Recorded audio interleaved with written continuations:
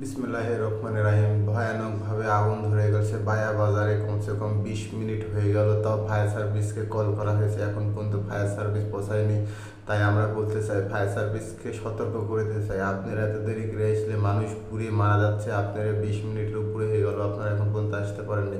আমরা তারপরে কিছুক্ষণ পরে একটা মাছের গাড়ি এসে, পানি মাছের সহনগাসী ফায়ার সার্ভিস এসে মনে করেন যে তৎপরতা শুয়ে দিয়েছে। তার মনে করেন যে এসে প্যারামু শেষ নাই, এদের এত প্যারামু, সরকারি চাকরিজীবী লোকের তাদের সবারই প্যারামু হয়। আর এদেরকে 20 মিনিটের উপরে হয়ে গেল কল দেওয়া, তারপরে এসে আসছে। আর এদিকে একজন বুদ্ধি করে টাকা পদে যাচ্ছিল মাছের গাড়ি, ওনারা পানি মেরে টাক আগে নিমিয়ে দিয়েছে। তাহলে ওরা আসার আগেই জনগণের বুদ্ধি কি? তাহলে ওদেরকে এই 20,000 30,000 টাকা বেতন দিয়ে তাদেরকে রাখার কোনো প্রয়োজন আছে?